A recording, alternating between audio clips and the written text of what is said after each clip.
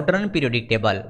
अब कौन सी periodic table आती है? अब पढ़ते हैं हम मॉडर्न पीरियोडिक टेबल यानी आधुनिक आवर्त सारणी। आधुनिक आवर्त सारणी, तो सबसे पहला क्वेश्चन है, आधुनिक आवर्त सारणी बनाई किसने थी? आधुनिक आवर्त सारणी किसने बनाई थी? तो सबसे पहला तो यही है कि वो बंदा कौन था? कौन था? कौन था? कौन था वो राशि थी? नहीं, वो राशि नहीं थी। वो मॉडर्न पीरियोडिक टेबल बनाने वाला मोज ले रहा था। मॉडर्न पीरियोडिक बनाने वाला क्या कर रहा था? मोज ले रहा था, उसने बनाई थी। तो यहां पे लिख दूंगा मोजले। स्पेलिंग मैंने जानबूझ के ऐसी लिखी है कि आपको मोज याद हो जाए और ले याद हो जाए। मोजले, यानी जिसने सारणी बनाई थी उसका नाम क्या था? मोजले था। ठीक है, एक क्वेश्चन तो हो गया ये। और दूसरा क्वेश्चन, जो आधुनिक आवर्त सारणी थी वो किस पर आधारित थी? बेस क्या था? दूसरा क्वेश्चन है, उसका बेस है वो क्या था? उसका आधार है वो क्या था? वो एटॉमिक नंबर था। पहली पहली बार एटॉमिक नंबर आया है, परमाणु संख्या आई है, परमाणु क्रमांक आया है। यहां पर लिख देंगे परमाणु क्रमांक था, तो याद रखना है आधुनिक आवर्त सारणी है उसका आधार परमाणु क्रमांक था। यानी पुराने साइंटिस्ट क्या करते थे? परमाणु का भार देख के बताया करते थे कि इसकी क्या क्या विशेषताएं हैं, लेकिन ये भाई साहब परमाणु का नंबर बताते ही बता देता था कि इस परमाणु की ये विशेषताएं हैं। तो याद रखना है कि मॉडर्न पीरियोडिक टेबल होती है, उसका आधार क्या होता है? परमाणु क्रमांक होता है। क्या होता है? परमाणु क्रमांक होता है। और परमाणु क्रमांक के साथ अब तीसरा क्वेश्चन और आता है, अब तक टोटल एलिमेंट कितने हो गए हैं? 118 हो गए हैं। कुछ बच्चे कहते हैं सर 119 भी हैं। 119वां प्रूव नहीं हुआ है। 119वां तत्व है वो अभी प्रूव नहीं हुआ है, ये बात याद रखना। ठीक है।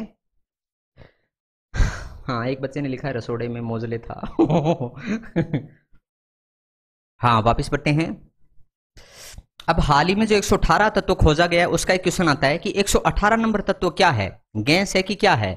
तो यहां पर हमें याद रखना है जो आवर्त सारणी हम पढ़ते हैं, थोड़ी देर में हम जो आवर्त सारणी पढ़ेंगे उस आवर्त सारणी के अंदर बिल्कुल जो लास्ट वाला है वो 118 है। और लास्ट में क्या है? नोबल गैसें ही होती हैं। लास्ट में क्या होती है? नोबल गैस होती है। और नोबल गैस क्या होती है? 118 नंबर पे बिल्कुल लास्ट में आया है। और लास्ट वाली लाइन किसकी है?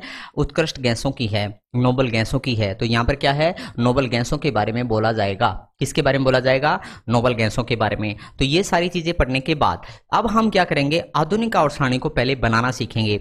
आधुनिक आवर्त सारणी में ब्लॉक होते हैं, एस ब्लॉक होता है, पी ब्लॉक होता है, डी ब्लॉक होता है, एफ ब्लॉक होता है। हम सारे ब्लॉक पढ़ेंगे और ब्लॉक पढ़ने के बाद उसमें मेटल, नॉन मेटल, मेटलॉइड हैं उनके बारे में जानकारी करेंगे। तो सबसे पहले हमें क्या जानना है? यहां पर एस ब्लॉक की बात करेंगे, यहां पर पी ब्लॉक की बात करेंगे, डी ब्लॉक की बात करेंगे और उसके साथ है हम एफ ब्लॉक की बात करेंगे। और इनको ब्लॉक क्यों बोला जाता है, यानी आवर्त सारणी के अंदर ब्लॉक कौन कौन से पाए जाते हैं और उन ब्लॉक के अंदर खास बातें क्या होती हैं। और प्लस हम ये जानेंगे परमाणु आकार क्या होता है। परमाणु आकार क्या होता है? परमाणु जो आवर्त सारणी होती है उसमें आकार के बारे में, और इनमें कौन से तत्व पॉजिटिव होते हैं, कौन से तत्व नेगेटिव होते हैं, ये भी बात करेंगे। तो आधुनिक आवर्त सारणी से सबसे ज्यादा प्रश्न पूछे जाते हैं और पहले हम उनकी बात करेंगे। लेकिन सबसे पहले बस आप एक चीज और याद रखना, जो 118 नंबर तत्व है वो गैस है। 118 नंबर तत्व होती है वो क्या होती है? गैस होती है। तो फिलहाल हम थोड़ा सा आगे बढ़ते हैं और अब हम ड्रा करते हैं मॉडर्न पीरियोडिक टेबल। अब क्या ड्रा करेंगे? हम मॉडर्न पीरियोडिक टेबल के बारे में जानेंगे। किसके बारे में जानेंगे?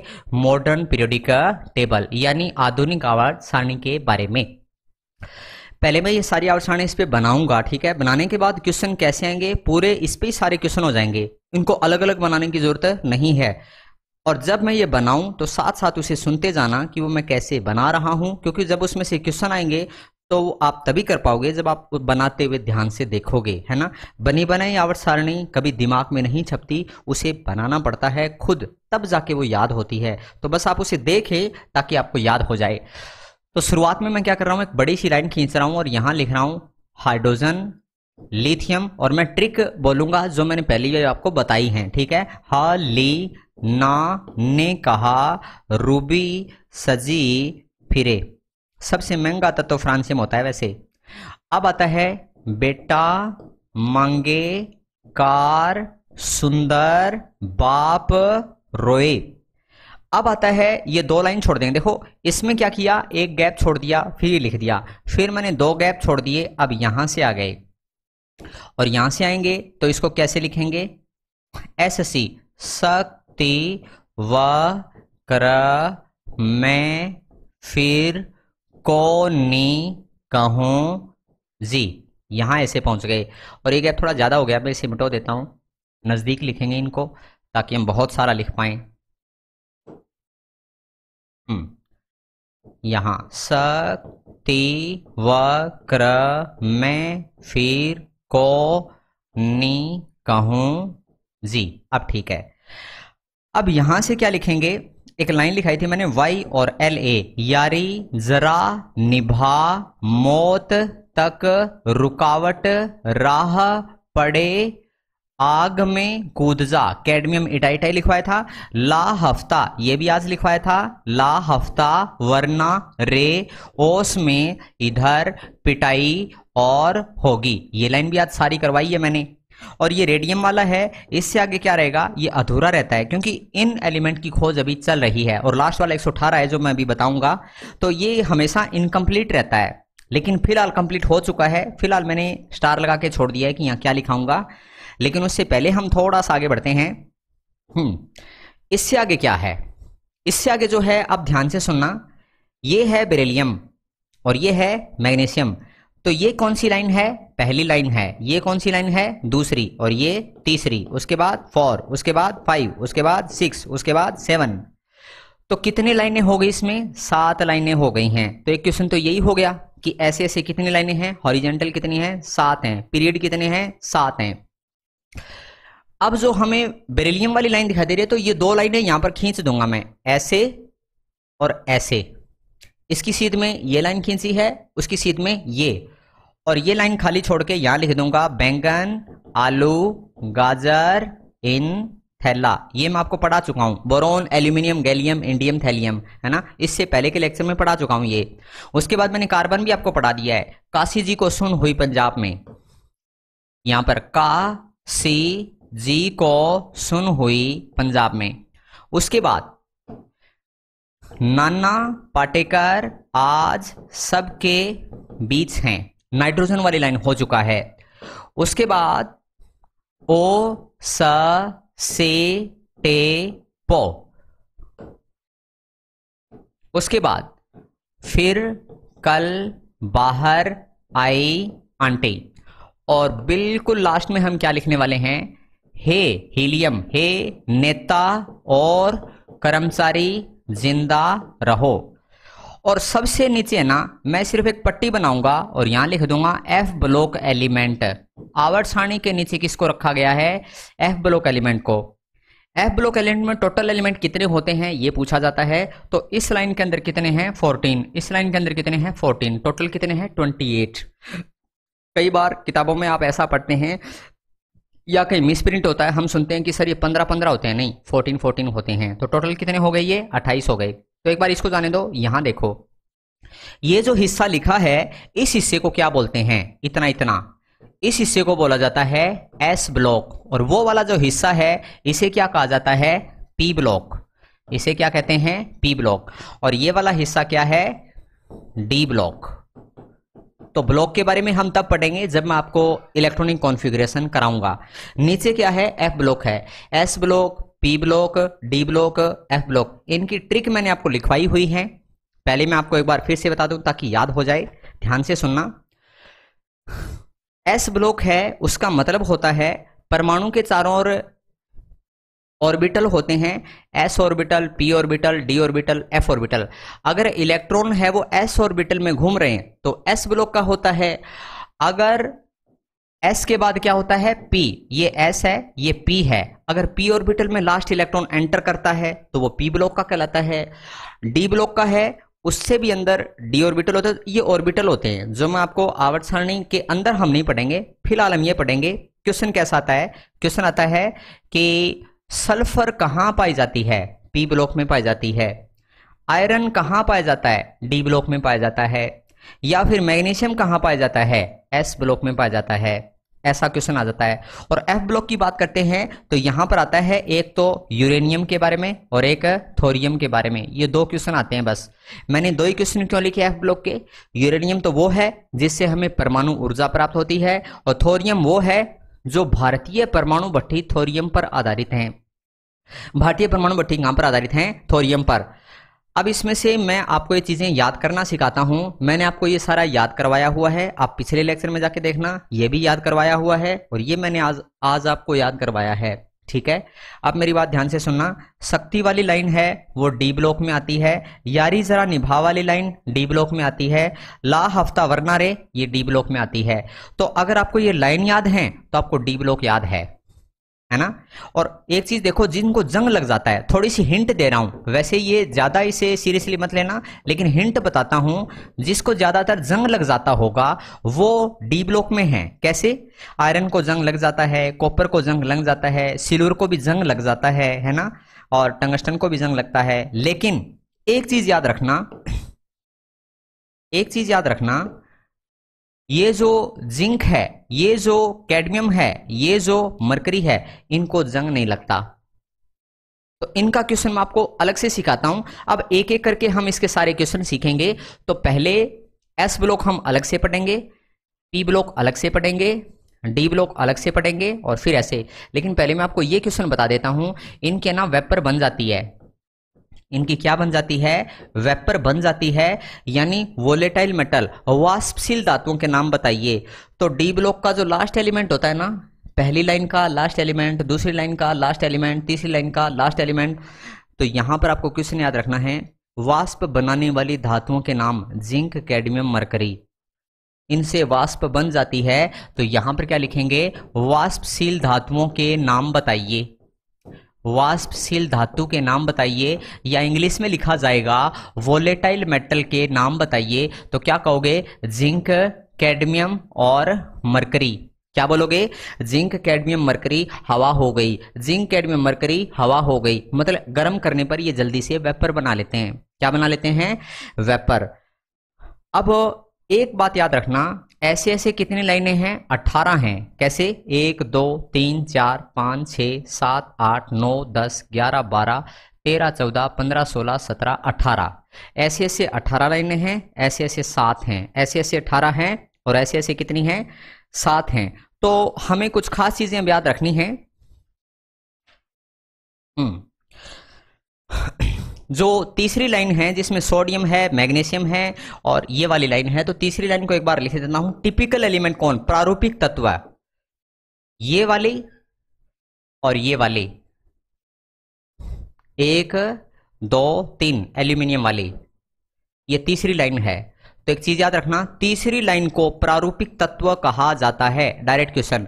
तो अब मैं यहां पे एक चीज लिख देता हूं, थर्ड लाइन जो होती है आवर्त सारणी के अंदर, या जो थर्ड पीरियड होता है, या जो तीसरा आवर्त होता है, उसे क्या कहा जाता है? उसे कहा जाता है टिपिकल एलिमेंट। यानी जैसे गुण इसके होते हैं वैसे उन सारे तत्वों के होते हैं। तो याद रखना है, तीसरी लाइन को प्रारूपिक तत्व कहा जाता है। प्रारूपिक तत्व बोले तो इंग्लिश वाले बच्चों के लिए क्या लिखेंगे? टिपिकल एलिमेंट कहते हैं। क्या कहते हैं? टिपिकल एलिमेंट कहा जाता है। एक क्वेश्चन तो हो गया ये। और फिर एक क्वेश्चन आता है, ऊपर नीचे कितनी लाइनें होती हैं? ऊपर नीचे 18 लाइनें होती हैं। फिर एक क्वेश्चन आता है, बाएं से दाएं कितनी लाइनें होती हैं? 7 होती हैं। यानी 18 तो क्या होते हैं? ग्रुप होते हैं। पीरियड कितने होते हैं? 7 होते हैं। अब एक खास बात, जो 18वां होता है उसमें क्या पाया जाता है? उसमें नोबल गैसें होती हैं। तो एक क्वेश्चन आता है, 18th जो ग्रुप होता है, 18वीं जो लाइन होती है, उसमें क्या पाया जाता है? सर उसमें नोबल गैस पाई जाती हैं। क्या पाई जाती हैं? Noble gas. ठीक है, ये हो गया। यानी एक क्वेश्चन हो गया ये, एक हो गया ये, एक हो गया ये। अब ब्लॉक की बात करते हैं। जब हम ब्लॉक की बात करते हैं, अब वापिस आते हैं यहां पर, हमने इनके बारे में सीख लिया है और हमने तीसरी लाइन क्या होती है उसके बारे में सीख लिया है, और नोबल गैसें बिल्कुल लास्ट 18वीं लाइन में पाई जाती है, हमने ये सीख लिया है। अब हमारे सामने एक प्रश्न है कि अगर ये क्वेश्चन आ जाए कि जर्मेनियम कौन से ब्लॉक में पाया जाता है? तो जर्मेनियम सर पी ब्लॉक में पाया जाता है। इसे कैसे याद करें? अब मेरा काम है आपको ये याद करवाना कि वेनेडियम कहाँ पाया जाता है, कौन से ब्लॉक में पाया जाता है, आयरन कौन से ब्लॉक में पाया जाता है। तो ऐसा तभी हो पाएगा जब ये ब्लॉक मैं आपके सामने अलग से लिख दूंगा विद ट्रिक। कुछ बच्चों को तो मालूम है, लेकिन कुछ को अगर नहीं होगा तो उनको ये अभी का अभी मैं याद करवा दूंगा। तो यहां पर बढ़ते हैं फिलहाल थोड़ा सा आगे, और अब क्या है, सिर्फ एस ब्लॉक पढ़ते हैं। पहले क्या पढ़ते हैं? S block. और एस ब्लॉक ऐसा कि आपके बिल्कुल समझ में आएगा। बहुत प्यारा क्वेश्चन बनता है एस ब्लॉक का। कैसे? पहला क्वेश्चन आता है, एस ब्लॉक में कितने तत्व पाए जाते हैं? कितने तत्व पाए जाते हैं? 13। तो याद रखते हैं एस ब्लॉक में 13 तत्व पाए जाते हैं। उनमें से एक तत्व अलग है और 12 तत्व अलग हैं। उनमें से भी 6 तत्व अलग हैं और 6 तत्व अलग हैं, एलिमेंट अलग हैं। बच्चा कहता है सर कैसे? एक उसमें अ धातु होती है। अ धातु बोले तो नॉन मेटल होती है। सर कौन सी होती है? मतलब हाइड्रोजन होती है। यानी एस ब्लॉक में टोटल 13 एलिमेंट होते हैं, उनमें से एक हाइड्रोजन होती है, बाकी 12 क्या होती हैं? वो मेटल होती हैं, वो धातु होती हैं। उसमें से 6 धातु अलग हैं, 6 अलग हैं। 6 को बोला जाता है एल्केलाइन मेटल। एल्केलाइन मेटल का मतलब है क्षार धातु। और जो 6 होती हैं उनको बोला जाता है एल्केलाइन अर्थ मेटल। क्या बोलते हैं? उसे एल्केलाइन अर्थ मेटल कहा जाता है, यानी क्षार मृदा धातु कहा जाता है। क्या कहते हैं? क्षार मृदा धातु। ये क्वेश्चन आता है। और जब ये क्वेश्चन आता है तो एक और आता है कि एस ब्लॉक में कितने ग्रुप होते हैं? 2 होते हैं, जिसमें से पहला होता है उसका आवेश +1 होता है, दूसरा होता है उसका आवेश +2 होता है। बच्चा कहता है सर ये थोड़ा समझ में नहीं आया। अगर ये समझ में नहीं आया तो अब मैं बराबर में एक और डायग्राम बनाऊंगा, उससे आपको ये सारा याद हो जाएगा। यानी एस ब्लॉक के अंदर जो हमने पढ़ा था यहां पर, ये तो देखो 1 2 3 4 5 6 7 8 9 10 11 12 13, सारे 13 हैं। उसमें से एक हाइड्रोजन है, वो नॉन मेटल है, अ धातु है, बाकी सारी धातु हैं। इनमें से इसको कुछ अलग बोलते हैं, इसको कुछ अलग बोलते हैं। मैं वही लिखने वाला हूं। तो पहले मैं यहां लिख देता हूं हाइड्रोजन। ह ली ना ने कहा रूबी सजी फिरे, और फिर आता है बेटा मांगे कार सुंदर बाप रोए। सारे कितने हैं? 13 हैं। एक क्या है? नॉन मेटल, बाकी क्या है? मेटल। इनमें से 6 हैं, वो क्या है? एल्केलाइन है। एल्केलाइन का मतलब वो क्षार धातु हैं। क्षार धातु बोले तो वो खारी खारी हैं। सोडियम खारा होता है, पता है आपको, है ना। पोटेशियम खारा होता है, सर्फ एक्सेल वगैरह में हम यूज करते हैं, कई बार चला जाता है, हम चख लेते हैं उसे, तो वो क्या होता है? Alkali metal. और ये सारी एल्केली अर्थ मेटल हैं। ये सारी क्या हैं? Alkali earth metal. तो आप एल्केली अर्थ मेटल ना लिख के अर्थ मेटल याद रखो। बच्चा कहता है सर हिंदी में क्या कहते हैं? क्षार मृदा धातु। इसे हिंदी में क्या कहते हैं? क्षार मृदा धातु कहा जाता है। तो यहां पे लिख देंगे क्षार मृदा धातु। इसे क्या बोला जाएगा? क्षार मृदा धातु। क्यों? अब जैसे पेड़ लगा हुआ है, जैसे मैं आपके सामने एक बात करूं कि एक पेड़ लगा हुआ है धरती में, ये छोटा सा पेड़ लगा है।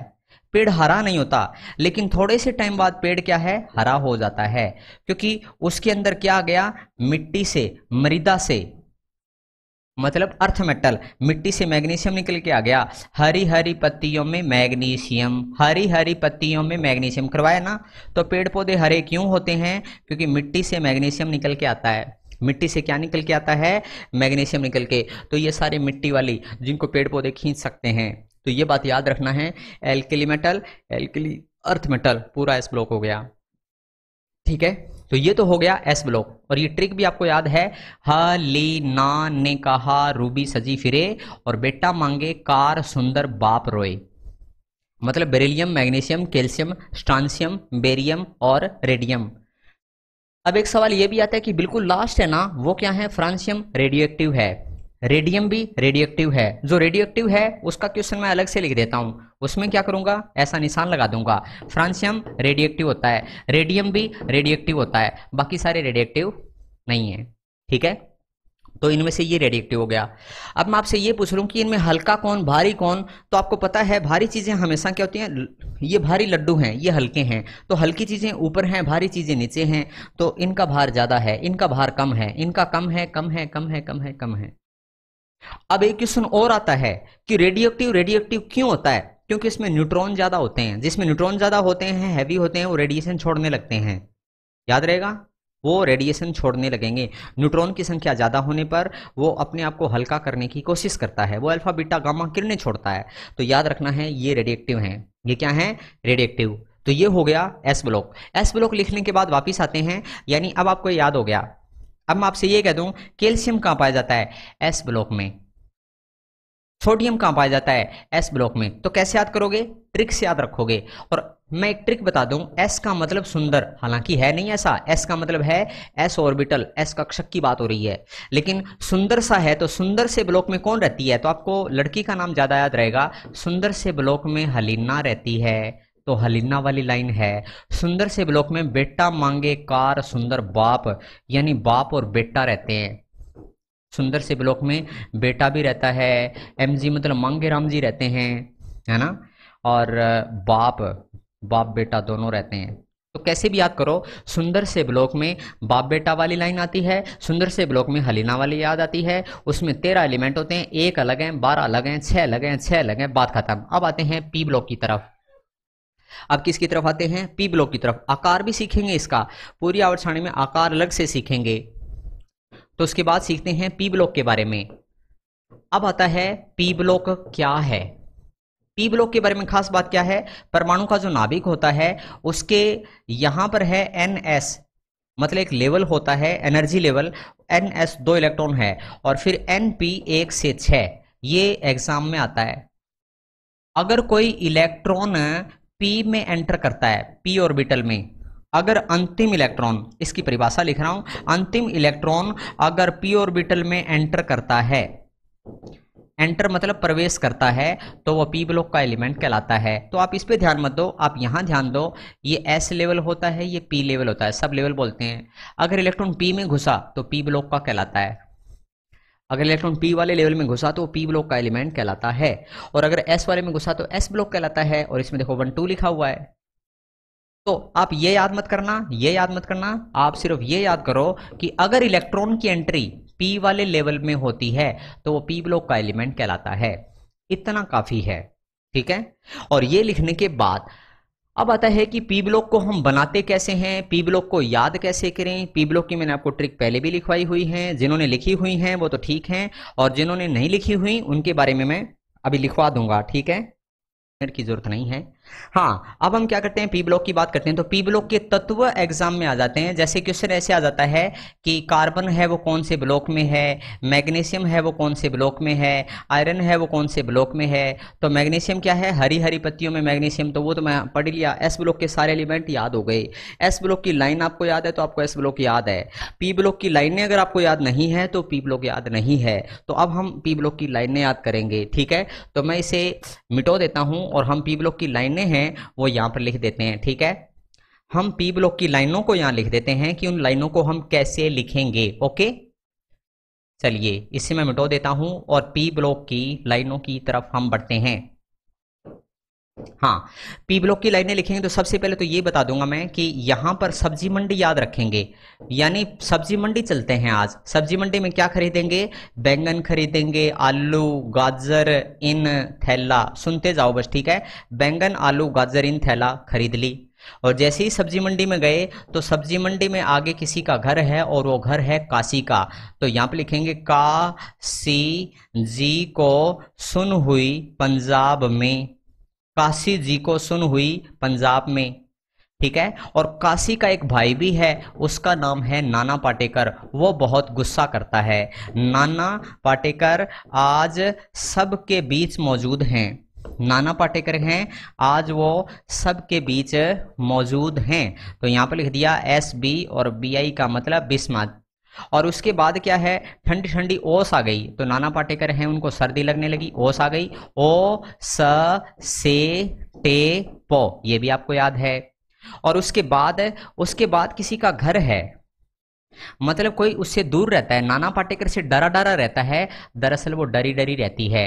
नाना पाटेकर से किसी को डर लगता है, और वो कौन है? आंटी जी। ये आंटी जी हैं। ये कौन है? आंटी जी। फिर कल बाहर आई आंटी, लास्ट में क्या लिखेंगे? फिर कल बाहर आई आंटी। और उससे लास्ट में आते हैं नेता लोग, सफेद कपड़े पहनकर। ये नेता लोग हैं। हे नेता और कर्मचारी जिंदा रहो। अब मैं आपको एक अलग तरीका बताता हूं। पी का मतलब है ना, आप ट्रिक से याद रखो, पी का मतलब है जिसकी पर्सनैलिटी होती है। पर्सनैलिटी तो वैसे सबकी होती है, लेकिन जिसके बारे में लोग ज्यादा ध्यान देते हैं पर्सनैलिटी के बारे में। अब देखो, सब्जी मंडी वालों की पर्सनैलिटी है, सब्जी के साथ हरी मिर्च दें तो दें, नहीं दे जाओ कहीं और से खरीद लो, तो इनकी एक पर्सनैलिटी है। काशी है, उसकी तो पर्सनैलिटी है ही, कातिया के सामने, है ना, डरा कर वो जीता है जिसकी हड्डियों में पानी भरा होता है। मतलब काशी की एक पर्सनैलिटी है, लड़ता है वो। तो काशी है, उसकी भी एक पर्सनैलिटी है। काशी के साथ कौन है? नाना पाटेकर, उसकी अलग पर्सनैलिटी है पी ब्लॉक में। दरअसल मैं पर्सनैलिटी बार बार क्यों बोला हूं? ताकि आपको पी ब्लॉक याद हो जाए। पी ब्लॉक से याद रखना, सब्जी मंडी, सब्जियों का नाम आए तो पी ब्लॉक है, काशी का नाम आए तो पी ब्लॉक है, कार्बन से निकल पी ब्लॉक में है, Nana Patekar nitrogen phosphorus P block में है, ओस आती है सुबह सुबह, ऑक्सीजन सल्फर पी ब्लॉक में है। बस यही है, लाइन याद है तो पी ब्लॉक याद है। उसके बाद है फिर कल बाहर आई आंटी। फिर कल बाहर आई आंटी, एक दिन पहले भी आई थी और आज भी आ गई, तो फिर कल बाहर आई आंटी, है ना। पहले कहां थी वो? पहले रसोई में थी तो फिर कल बाहर आई आंटी। अब आता है हे नेता और कर्मचारी। नेता, उनकी भी पर्सनैलिटी है, उनकी अलग पर्सनैलिटी है, आज इस पार्टी में कल उस पार्टी में। तो ये सब क्या हो गया? पी ब्लॉक है। तो आज के बाद आपको पी ब्लॉक कभी परेशान नहीं करेगा, है ना। अब आपको पी ब्लॉक कभी परेशान नहीं करेगा, आपको पी ब्लॉक हमेशा के लिए याद हो चुका है। एम आई राइट? यस। यहां कहां बढ़ गए हम? पी ब्लॉक की तरफ बढ़ गए हैं। ओके, अब आते हैं इससे आगे। ये सारा पढ़ने के बाद अब क्वेश्चन कैसे आते हैं? यहां पर भी कुछ खास तरह के क्वेश्चन बनेंगे, मेटल, नॉन मेटल और मेटलॉइड के, लेकिन उन क्वेश्चनों को हम अभी नहीं करेंगे। अभी सिर्फ आप इतना याद रखो कि कौन सा किस ब्लॉक में है। तो आपको पी ब्लॉक सारा याद हो गया, तो एस ब्लॉक हमने पढ़ लिया, पी ब्लॉक भी हमने पढ़ लिया। अब बारी आती है डी ब्लॉक की। डी ब्लॉक में कौन कौन से एलिमेंट हैं? तो डी ब्लॉक में आएंगे तो हम यहाँ पे आ जाएंगे। देखो ये डी ब्लॉक है। डी ब्लॉक को डी ब्लॉक क्यों कहते हैं, एक तो ये प्रश्न हम पढ़ेंगे, और दूसरा डी ब्लॉक में कौन कौन सी जो लाइनें हैं वो पढ़ेंगे, और उसके बाद हम आगे बढ़ेंगे। तो डी ब्लॉक के एलिमेंट, अब क्या पढ़ेंगे हम? डी ब्लॉक के एलिमेंट कौन कौन से हैं, डी ब्लॉक के एलिमेंट हैं वो कौन कौन से हैं, उन्हें जानना है। ठीक है, डी ब्लॉक के एलिमेंट पढ़ने हैं तो हमारे सामने 3 लाइनें आती हैं, 1 2 3। अब वो 3 लाइनें कौन कौन सी होती हैं उसके बारे में बात करेंगे। पहले तो लिख देंगे शक्तिमान वाली लाइन, यानी शक्ति व क्र में, फिर को नी कहूं जी, कौनी कहूं जी। उसके बाद यारी जरा निभा मौत तक रुकावट राह पड़े आग में कूद जा। उसके बाद ला हफ ता वरना रे ओस में इधर पिटाई और होगी। अब इसमें एक चीज देखिए, डी ब्लॉक को क्या कहा जाता है? ट्रांजिशन एलिमेंट कहते हैं। वो मैं अलग से चैप्टर कराऊंगा कि ट्रांजिशन एलिमेंट क्या है, मेटल क्या है, ट्रांजिशन मेटल क्या होती है, एल्किल मेटल क्या होती है, उसका अलग से चैप्टर ले लेंगे। लेकिन फिलहाल हमें ये देखना है कि डी ब्लॉक एलिमेंट हैं, उसे डी ब्लॉक क्यों कहते हैं? वो इसलिए कहते हैं कि सबसे बाहर का लेवल है वो NS है, उसके अंदर का लेवल N-1D है। याद रहेगा, अगर इलेक्ट्रॉन N-1D में एंटर करता है, अगर इलेक्ट्रॉन N-1D में एंटर करता है तो वो क्या कहलाता है? डी ब्लॉक कहलाता है। अब मेरी बात ध्यान से सुनिएगा, अगर इलेक्ट्रॉन S में एंटर करता है तो S ब्लॉक, अगर किसी परमाणु में इलेक्ट्रॉन P में एंटर करता है तो P ब्लॉक का एलिमेंट, अगर इलेक्ट्रॉन N-1D में एंटर करता है तो D ब्लॉक का एलिमेंट कहलाता है। तो ये डी ब्लॉक के एलिमेंट है सारे। और डी ब्लॉक में ज्यादातर वो होते हैं जिनको जंग लग जाता है, ये बताया। लेकिन इन तीनों को जंग नहीं लगता। जिंक कैडमियम मरकरी वेपर बन गई, जिंक कैडमियम मरकरी वेपर बन गई, यानी ये वोलेटाइल मेटल हैं। ये कौन सी मेटल होती हैं? ये वोलेटाइल मेटल होती हैं। ये क्या होती है? वोलेटाइल मेटल हैं। ये वाष्पशील धातु होती हैं। तो यहां पर याद रखना है शक्ति वक्र में, फिर कोनिक कौन सी, ये सब इसमें आ गया। इसमें क्या है, मेनली कौन कौन सी जो एग्जाम में पूछी जाती है उनको मैं राउंड कर देता हूं। आपको ये लाइन याद रहेगी तो आपको डी ब्लॉक याद रहेगा। शक्ति वक्र में फिर कोनी कहूं जी, यारी जरा निभा मौत तक, रुकावट राह पड़े आग में कूद जा, ला हफ्ता वरना रे, ओस में इधर पिटाई और होगी, ये इसमें है। और नीचे एसी भी लिखा हुआ है, वो एक्टिनियम है। तो ये जो लाइनें लिखवाई थी ये किस में है, डी ब्लॉक में है। और एग्जाम में कौन सा आएगा, आयरन को जंग लग जाता है तो ये आ जाएगा, लाल दवा जिससे बनती है वो आ जाएगा, जिसके बारे में आपने सुना है, निकल है, कॉपर है, ये आ जाएंगे। और ये भी डी ब्लॉक में है क्योंकि हमने पढ़ा है चांदी को भी जंग लग जाता है, ठीक है। इसके अलावा जो आपने जानते हैं टंगस्टन है, ओस्मियम इरिडियम है, ये वही चीजें हैं जो मैंने आपको पढ़ाई हैं। तो ये जंग लगने वाली सी चीजें हैं, तो ये सारी किस में आती हैं, डी ब्लॉक में आती हैं। और डी ब्लॉक पढ़ने के बाद अब आता है एफ ब्लॉक। यहां पर देखो हमने क्या सीखा है, एफ ब्लॉक के बारे में जानना है। एफ ब्लॉक होते हैं उसमें से दो चीजें इंपॉर्टेंट हैं, वो कौन कौन सी हैं उनके बारे में बात करनी है एफ ब्लॉक के बारे में। तो यहां लिख दूंगा एफ ब्लॉक क्या होता है। एफ ब्लॉक को एफ ब्लॉक क्यों कहते हैं, बड़ी इंपॉर्टेंट बात, इलेक्ट्रॉन कहां एंटर करता है, मतलब परमाणु में इलेक्ट्रॉन कहां एंटर करेगा। तो अब मेरी बात ध्यान से सुनना, सबसे बाहर होता है वो एस होता है, सबसे बाहर के लिए मैंने एन लिख दिया, ठीक है। सबसे बाहर एस होता है, उससे अंदर, सबसे बाहर एस है, उससे अंदर डी है, और उससे भी अंदर n-2 एफ होता है। और अगर इलेक्ट्रॉन n-2 में एंटर करता है वो एफ ब्लॉक का एलिमेंट कहलाता है। क्या कहलाता है वो, एफ ब्लॉक का एलिमेंट। तो ये चीज याद रखना है, अगर इलेक्ट्रॉन n-2 में एंटर करता है तो एफ ब्लॉक का एलिमेंट कहलाता है। तो यहां पर बस इतनी सी बात याद रखना, n-2 में प्रवेश करता है, कौन प्रवेश करता है, इलेक्ट्रॉन। अगर इलेक्ट्रॉन इसमें प्रवेश करे तो वो एफ ब्लॉक का एलिमेंट कहलाता है। अब बहुत प्यारा क्वेश्चन बनता है कि एफ ब्लॉक को दो भागों में बांटा गया है, एक तो होते हैं लेंथेनाइड, एक होते हैं लेंथेनाइड और एक होते हैं एक्टिनाइड। इनके बारे में हमें जानना है कि लेंथेनाइड कौन कौन से होते हैं, एक्टिनाइड कौन कौन से होते हैं। लेंथेनाइड होता है उसमें सबसे पहले La लिखा हुआ है, एक्टिनाइड में पहले AC लिखा हुआ है, पहले La है फिर AC है। तो लेंथेनाइड एक्टिनाइड, लेंथेनाइड कितने और एक्टिनाइड कितने, सवाल ये आता है कि ये शुरू कहां से होगा, ये शुरू कहां से होगा, और एक्टिनाइड भी शुरू कहां से होगा, ये क्वेश्चन आता है। और अगर आप ये क्वेश्चन सीख जाते हैं तो एफ ब्लॉक आपको पूरा याद हो जाता है, तो हमारी SPDF ब्लॉक सारा पूरा हो जाता है। तो अब हम सीखेंगे एफ ब्लॉक के बारे में।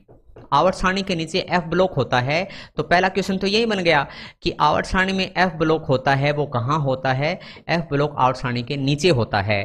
फिर एक क्वेश्चन आता है एफ ब्लॉक कौन से समूह में पाया जाता है, समूह का मतलब ग्रुप में पाया जाता है। वेरी वेरी इंपॉर्टेंट क्वेश्चन कि एफ ब्लॉक कौन से समूह में होता है, कौन से ग्रुप में होता है। और फिर एक ये भी आता है कौन से पीरियड में लेंथेनाइड पाए जाते हैं या एक्टिनाइड पाए जाते हैं, यानी लेंथेनाइड और एक्टिनाइड की बात यहां पे होगी। किसकी बात होगी, लेंथेनाइड और एक्टिनाइड की, कौन से आवर्त में। तो बच्चा कहता है सर ना तो हमें ये क्वेश्चन ही समझ में नहीं आया सर, तो हमें आंसर तो दूर की बात है, कोई बात नहीं। अब एक चीज याद रखिए, लेंथेनाइड एक्टिनाइड है ना, ये एक ही गली में घुसे रहते हैं। और वो गली कौन सी है, ये पहली गली है, ये दूसरी गली है, ये तीसरी गली है। और ये दोनों है ना यहीं से आए हैं, जैसे यहां से निकल के तो ये आया है और यहां से निकल के ये आया है, सेम गली से आए हैं, यहां से और यहां से। तो कौन सी लाइन है, तीसरी लाइन है, तीसरा ग्रुप है। तो बड़े बड़े अक्षरों में याद रखना, एफ ब्लॉक है वो थर्ड ग्रुप में है। एफ ब्लॉक है कौन से ग्रुप में है, थर्ड ग्रुप में है। बच्चा कहता है सर कैसे, थोड़ा सा वापस ले चलता हूं आपको। 1 2 3, ये रहा लेंथेनाइड, ये रहा एक्टिनाइड, और ये रही तीसरी लाइन 1 2 3। तो तीसरी लाइन में है। सबसे फेमस क्वेश्चन, एफ ब्लॉक कौन सी लाइन में होता है, तीसरी में होता है। एफ ब्लॉक कौन सी लाइन में होता है, तीसरी लाइन में होता है। और ऐसे कौन सी लाइन होगी ये भी पूछा जाता है। तो ऐसे क्या लिखोगे, 1 2 3 4 5 6 7, 6 7 6 7, छठी सातवीं लाइन। तो चलो चलते हैं वापिस। यही तो तरीका है, चीजों को बार बार देखते हो तो याद हो जाती हैं। तो ये है, तो यहां लिख दो छठी लाइन, यहां सातवीं। एक तो ये क्वेश्चन हो गया कि ऐसे कौन सी लाइन है, तीसरी, और ऐसे वाली कौन सी लाइन है, छठी सातवीं। छठे सातवें पीरियड में पाया जाता है। तो एफ ब्लॉक कहां पाया जाता है, छठे और सातवें पीरियड में पाया जाता है। ओके, अब सवाल ये है कि लैंथेनाइड शुरू कहां से होते हैं, खत्म कहां पे होते हैं, ये सवाल आता है, बड़े इंपॉर्टेंट। लैंथेनाइड, तो लैंथेनाइड के बारे में एक वो क्वेश्चन बता रहा हूं जो जानना सबसे ज्यादा जरूरी है। लैंथेनाइड स्टार्ट कहां पे होगा, एंड कहां पे होगा, 57 पे शुरू, 71 पे खत्म, लालू। ये बात याद रखना। बच्चा कहता है सर ये क्या है, दोबारा समझाता हूं, आपको ये तुरंत याद हो जाएगा। कैसे, लैंथेनाइड होते हैं वो स्टार्ट कहां पे होते हैं, एंड कहां पे होते हैं, 57 पे शुरू, 71 पे खत्म, और यहां पे क्या लिखेंगे, लालू। मतलब 57 नंबर पे लैंथेनम आता है और 71 नंबर पे ल्यूटीशियम आता है। तो ला का मतलब लैंथेनम, ला का मतलब क्या होता है, लैंथेनम, और एलयू का मतलब होता है ल्यूटीशियम। वैसे ल्यूटिटियम स्पेलिंग होती है, लेकिन आप ल्यूटीशियम याद रखना। तो लैंथेनाइड कहां से स्टार्ट होते हैं, 57 पे, कहां पे खत्म होते हैं, 71 पे। ठीक है, ये लिखने के बाद अब आता है एक्टिनाइड। एक्टिनाइड कहां पे शुरू होते हैं, कहां पे खत्म होते हैं, तो इसके लिए बस एक चीज याद रखना, 89 पर एसी होता है, 89 एसी याद रहेगा, 89 एसी यानी एक्टिनियम। ये एक्टिनियम से स्टार्ट होते हैं और 103 तक चलते हैं। 103 तक क्या होता है, LR होता है, जिसे लॉरेंशियम कहा जाता है। तो आपको याद रखना है लॉरेंशियम, 89 पे शुरू, 103 पे खत्म, नाम क्या होगा, लॉरेंशियम होगा। क्या नाम होगा, लॉरेंशियम। तो ये हमने पढ़ लिया S block, P block, D block, F block. लेकिन एक प्यारा सा क्वेश्चन और रहता है, उसके बाद हम पढ़ेंगे कौन सा परमाणु छोटा होता है, कौन सा बड़ा होता है, टू द पॉइंट, बहुत ही प्यारा क्वेश्चन। लेकिन उससे पहले वेरी वेरी इंपॉर्टेंट, एक बहुत ही इंपॉर्टेंट बात मैं आपको ये पूछ लूं, एस ब्लॉक है उसकी रेंज क्या है। ठीक है, एस ब्लॉक है उसकी रेंज क्या है, पी ब्लॉक है उसकी रेंज क्या है, मतलब कहां से कहां फैला हुआ है। तो बड़ा सिंपल सा क्वेश्चन आता है। तो पहले तो मैं ऐसे लिख दूं, ऐसे और ऐसे, यानी पहली लाइन से दूसरी लाइन में क्या फैला हुआ है, एस ब्लॉक है। सर ठीक है, आप मेरी बात ध्यान से सुनना, ये डी ब्लॉक है। ठीक है, डी ब्लॉक बीच में होता है और पी ब्लॉक इधर है, पी ब्लॉक है वो दूर है। अब पहली से दूसरी ये है, तो डी ब्लॉक कहां पाया जाता है, तीसरे ग्रुप से लेके 12वें ग्रुप तक। ये एग्जाम में आता है, इसलिए मैं अलग ही लिखवा रहा हूं।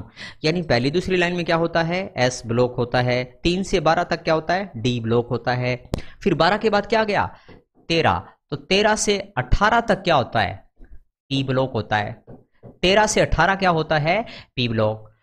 और ये जो डी ब्लॉक है उसी के अंदर तीसरी लाइन से कोई निकल के आया है, वो कौन होता है, एफ ब्लॉक। ये मैंने आपको बता ही दिया। एफ ब्लॉक कौन सी लाइन में है, तीसरी लाइन में है। और एफ ब्लॉक कौन सी लाइन में फैला हुआ है, छठी सातवीं में, यानी लास्ट वाली 2 लाइनों में। बस ये भी क्वेश्चन टू द पॉइंट आता है। तो ये हमने पढ़ा कि एस ब्लॉक क्या है, पी ब्लॉक क्या है, डी ब्लॉक क्या है, एफ ब्लॉक क्या है, और कहां से कहां तक ये फैले हुए हैं, ये बात जान ली। और ये बात जानने के बाद अब हमारे सामने क्वेश्चन आता है कि कौन सा तत्व बड़ा होता है, कौन सा तत्व छोटा होता है। इसे याद करने की जरूरत ही नहीं है, ये क्वेश्चन बहुत आसान है। मैं आपको वापस उस आवर्त सारणी पे ले चलूंगा जो आवर्त सारणी हमारी इससे पहले थी। हम उस पीरियोडिक टेबल की तरफ वापस चलेंगे। साथ में शेयर और लाइक जरूर कीजिए प्लीज। ठीक है, अब बढ़ते हैं थोड़ा सा आगे। ये चीजें करने के बाद अब आते हैं तत्वों का आकार बताना। ये एक प्रश्न आता है ना, एक प्रश्न आता है, तत्वों का आकार बताना। हमें देखना है तत्वों का आकार कैसे बताते हैं। जैसे पहले मैं आपके सामने एक क्वेश्चन करता हूं और वो क्वेश्चन आप अगर कर पाए तो ठीक है, और जो बच्चे नहीं कर पाए उनको क्वेश्चन करना सिखाऊंगा। ऐसा क्वेश्चन आ सकता है, साइज ऑफ द एटम। किसकी बात करते हैं, साइज ऑफ एटम की बात करते हैं। किसकी बात करते हैं, साइज ऑफ एटम, तत्वों के आकार की बात करना। तो मैं ऑप्शन लिखूंगा। ठीक है, विच वन इज करेक्ट, निम्न में से कौन सा सही है। ऑप्शन लिख रहा हूं मैं। ठीक है, ए है, बी है, सी है, 3 ही ऑप्शन दूंगा। मैं लिख दूंगा लिथियम, सोडियम, पोटेशियम। फिर लिख दूंगा मैं लिथियम सोडियम पोटेशियम, और फिर लिख दूंगा मैं लिथियम सोडियम पोटेशियम। ये छोटे होते जा रहे हैं, ये तत्व बड़े होते जा रहे हैं, ये तत्व इक्वल हैं। ये ऑप्शन आ गया। आपको इनमें से ये बताना है कौन सा सही है, और साइज में यानी आकार के मामले में कौन सा सही है ये पूछा है। इसका आंसर दीजिए प्लीज, फिर हम इस क्वेश्चन को करने का तरीका सीखते हैं कि इसका आंसर क्या आएगा। बताइए तुरंत, इसका आंसर क्या होगा। यस, एक बच्चे ने आंसर दिया है ए, ये तत्व छोटे होते जाएंगे। एक बच्चे ने दिया है ए आंसर दिया है, वो बच्चों ने आंसर सही नहीं दिया है। अब है बी और सी में, तो सी तो आएगा नहीं क्योंकि आकार बराबर होते नहीं, तो बच्चे कहते हैं सर बी है। ऐसे सवालों को करने का तरीका बता रहा हूं, दिल थाम के बैठ जाइए। अगर आप आर्ट कॉमर्स के बच्चे हैं तो भी आपका एक क्वेश्चन सही हो जाएगा। मैं फिर से बता देता हूं, अगर आप आर्ट कॉमर्स के बच्चे हैं तो भी आपका ये क्वेश्चन सही हो जाएगा। कैसे, यानी पहले मैंने आपके सामने क्वेश्चन कर दिया है, अब इसको करने का तरीका बता रहा हूं। इसे करने के तरीके में एक चीज शामिल कीजिएगा, आप इसे मत देखिएगा, आप इसे मत देखिए। अगर आकार की बात करें, अगर आकार की बात करें तो मैं अब आपके सामने एक क्वेश्चन और लिख देता हूं, ठीक है। मैं आपके सामने 3-4 क्वेश्चन लिखता हूं, एक क्वेश्चन और लिख देता हूं ए बी सी, और यहां पर मैं लिखूंगा मैग्नीशियम और कार्बन, मैग्नीशियम और कार्बन, और मैग्नीशियम और कार्बन। मैंने छोटा लिख दिया, बड़ा लिख दिया और बराबर लिख दिया, ये भी हो गया। और फिर मैं एक क्वेश्चन और लिख देता हूं, स्कैंडियम टाइटेनियम वेनेडियम, और फिर लिख दिया FeCO(Ni)। सारे क्वेश्चनों का बाप बना दिया है मैंने आपके सामने, ऐसे ऐसे ऐसे ऐसे लगभग बराबर, ठीक है। मैंने सारे क्वेश्चनों का बाप बना दिया यहां पर। ऐसा ही क्वेश्चन आएगा, इससे बाहर कोई पैटर्न नहीं आएगा। और मैं सिखाऊंगा कि कैसे पता करें, और फिर वापस इस क्वेश्चन पे आएंगे हम। जिन बच्चों को ये मालूम है, साइंस के बच्चों को इट्स ओके, लेकिन जो आर्ट कॉमर्स के बच्चे हैं आज वो ये सीख जाएंगे कि परमाणु का आकार कैसे बताया जाता है, ठीक है। तो क्या हम जानकारी प्राप्त करें उस चीज की कि हम इसे कैसे पता करते हैं। यस, क्या आप तैयार हैं इस क्वेश्चन का रहस्य जानने के लिए।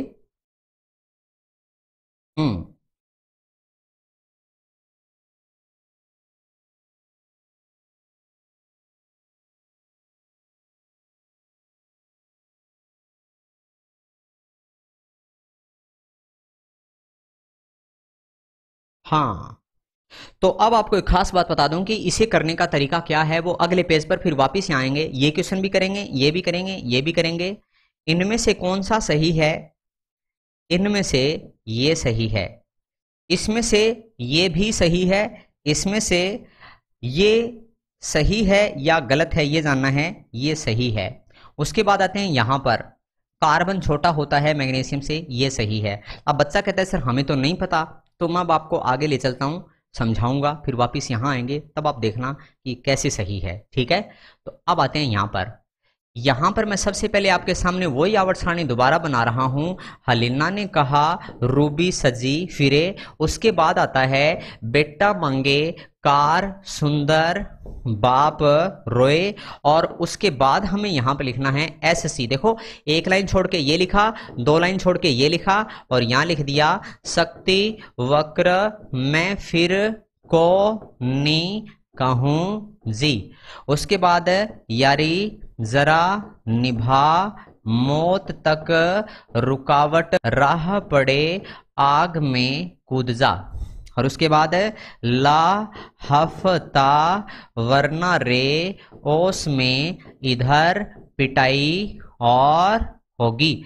और उसके बाद AC। ये दोबारा क्यों बना रहा हूं अभी समझाऊंगा आपको। अगर ये टेबल दोबारा बनाऊंगा तो आपको सब याद हो जाएगा, इसलिए मैं बना रहा हूं। मैं आलस नहीं करता चीजों को दोबारा समझाने से। बैंगन आलू गाजर इन थैला का सी जी को सुन हुई पंजाब में नाना पाटेकर आज सबके बीच में ओ से टे पो। और फिर कल बाहर आई आंटी और हे नेता और कर्मचारी जिंदा रहो। और F ब्लॉक का आकार कभी नहीं पूछता, सिर्फ इनका ही पूछता है, ठीक है। अब ये टेबल आपके सामने दोबारा बन चुकी है और इस टेबल के अंदर देखो अलग कलर आ गए सारे, है ना। तो अब इसके अंदर क्या है, आकार पूछा है। आकार पूछा है तो 3 बातें लिखवाऊंगा, उनसे बाहर क्वेश्चन नहीं जाएगा। अगर परमाणु आकार का क्वेश्चन आ गया तो इससे बाहर नहीं जाएगा। कैसे, उसके बारे में पहले बात करते हैं, ठीक है। तो क्या आपको मतलब इतना तो पता चल गया ना कि मैं ये जो टेबल बना रहा हूं इसी में आकार बताऊंगा, कौन परमाणु एटम बड़ा है, कौन सा एटम छोटा है, हम उन्हीं की सब की बात करने वाले हैं, ठीक है। यस, अब हम इन्हीं की बात करने वाले हैं। और कैसे बात करने वाले हैं, ध्यान से सुनिएगा। यहां देखना, यहां एक चीज हमेशा ध्यान रखना, छोटा एलिमेंट ऊपर होता है, बड़ा उससे नीचे, उससे बड़ा, उससे बड़ा। एटम में शेल बढ़ते गए हैं ना, देखो ऐसे एटम बड़े होते गए। तो एस ब्लॉक की बात कर रहा हूं। एस ब्लॉक में बड़ा छोटा, उससे बड़ा, उससे बड़ा, उससे बड़ा, उससे बड़ा, उससे बड़ा, सबसे बड़ा। अब यहां पे आते हैं। यहां भी क्या है, जब इधर जाएंगे, पीरियोडिक टेबल में एक चीज होती है, मैंने आपको ऐसे याद करवाया था, ऐसे याद करवाया था। अगर आप कोई लाइन देखते हैं तो वो ऊपर से नीचे ऐसी होती जाती है, एटम बड़े होते जाते हैं, ऐसे होते जाते हैं, ऐसे होते जाते हैं, ऐसे होते। एक बात समझ गए, घेरे बढ़ गए, यानी एन की संख्या बढ़ जाती है, सेल की संख्या बढ़ जाती है, कक्षाओं की संख्या बढ़ जाती है, इसलिए आकार बढ़ जाता है, साइज बढ़ जाता है। दोबारा फिर से सुनिए, जब किसी ग्रुप में, जब किसी समूह में ऊपर से नीचे जाते हैं तो परमाणु आकार बढ़ जाता है। क्यों बढ़ जाता है, छल्ले बढ़ गए, मतलब कक्षाएं बढ़ गई, सेल बढ़ गए, बस। एग्जाम में ये क्वेश्चन भी आता है, ये भी आता है, ये भी आता है। परमाणु का आकार क्यों बढ़ता है, क्योंकि सर कक्षा बढ़ जाती है, सेल बढ़ जाती है। सेल क्यों बढ़ जाते हैं, क्योंकि एन नंबर बढ़ जाता है, 1 2 3, 1 2, समझ गए ना। प्याज के छिलके की तरह, छोटा प्याज, बड़ा प्याज, बड़ा प्याज, बड़ा प्याज। सेल की संख्या बढ़ती जाएगी तो परमाणु क्या होता जाएगा, बड़ा होता जाएगा। तो ये चीज, एक तो क्वेश्चन ये हो गया, ठीक है, एक क्वेश्चन तो ये हो गया। और दूसरा, अब ये जो परमाणु इधर जाएगा, इससे छोटा परमाणु इधर है, इससे छोटा परमाणु इधर है, इससे छोटा परमाणु इधर है, इससे छोटा परमाणु अब एक चीज देखो, ऊपर से नीचे बड़े एलिमेंट है, हाँ सर, ऊपर से नीचे बड़े एलिमेंट हैं, हाँ सर, लेकिन बाएं से दाएं देखो, बड़े से छोटा, बड़े से छोटा, बड़े से छोटा, ये ऐसा हो गया। यानी ये बड़े भाई साहब हैं, ये छोटे भाई साहब हैं, ये बड़े भाई साहब हैं, ये छोटे भाई साहब हैं। अब क्या है, इससे बड़ा एलिमेंट ये है, इससे बड़ा एलिमेंट ये है, देखो इससे बड़ा ये, इससे बड़ा ये, क्योंकि ऐसे है, सेल ज्यादा है। लेकिन इससे छोटा ये, इससे छोटा ये, इससे बड़ा ये, सब पैटर्न सेम है। इसलिए मैंने जानबूझ के क्या किया है, ऊपर से नीचे बड़े एलिमेंट बनाए हैं, ऊपर से नीचे बड़े एलिमेंट बनाए हैं, लेकिन बाएं से दाएं छोटे हो गए, बाएं से दाएं छोटे हो गए, ऐसा होता है। ये पूरी आवर्त सारणी में ऐसा चलता है कि ऊपर से नीचे बड़े एलिमेंट होते हैं, बाएं से दाएं छोटे होते हैं, ऊपर से नीचे बड़े होते हैं, बाएं से दाएं कैसे होते हैं, छोटे एलिमेंट होते हैं। याद रहेगा, ये पैटर्न होता है। तो आप भी आज के बाद क्या है, आपके सामने आवर्त सारणी ना, तो ऐसे याद रखना कि सर ऊपर से नीचे बड़े एलिमेंट हैं, ऊपर से नीचे बड़े एलिमेंट हैं और बाएं से दाएं छोटे एलिमेंट हैं। तो हम वहां तक चले गए। वो इतने छोटे एलिमेंट होते हैं, वो इतने छोटे एलिमेंट होते हैं कि वो गैस बन जाते हैं। क्या बन जाते हैं, गैस बन जाते हैं। और दूसरा, वो किसी से क्रिया भी नहीं करते, ठीक है। तो वहां तक हम पहुंच गए। तो उसका यही कारण है कि इधर से इधर गए परमाणु छोटे होते गए, और छोटे परमाणु तो क्या है, गैस बन जाती है। क्या बन जाती है, गैस। तो ये तो हमने सीख लिया इसके बारे में। अब जवाब दो, लिथियम छोटा, सोडियम उससे बड़ा और पोटेशियम उससे बड़ा। अब वापिस आते हैं, लिथियम बड़ा, नहीं नहीं। जब ऐसा क्वेश्चन आ जाए तो आप लिखो, खुद लिखो। एक चीज याद रखना, खुद लिखो जैसा आपको आता है कि सर ने तो हमें ऐसा बताया था, लिथियम सोडियम पोटेशियम ऐसे होता है, ये छोटा, ये बड़ा, ये उससे बड़ा। तो पोटेशियम बड़ा, के बड़ा है, तो पोटेशियम बड़ा इसमें है, तो ये बी ऑप्शन आ गया, खत्म। यानी जो मैंने आपको बात बताई है उसमें आप ये चीज ध्यान रखना कि ये इसके लिए है, प्लस ये उसके लिए भी है। ये जो मैंने बात बताई है आपको, ये एस ब्लॉक के लिए भी है, ये पी ब्लॉक के लिए भी है। और पी ब्लॉक में क्या है, अगर मैं कह दूं कार्बन छोटा और उसके नीचे लेड है वो सबसे बड़ा, है ना, ये छोटा, ये उससे बड़ा, ये उससे बड़ा, ये उससे बड़ा, ये उससे बड़ा, ये छोटा, उससे बड़ा, उससे बड़ा, उससे बड़ा, उससे बड़ा, है ना, लार्ज लार्ज।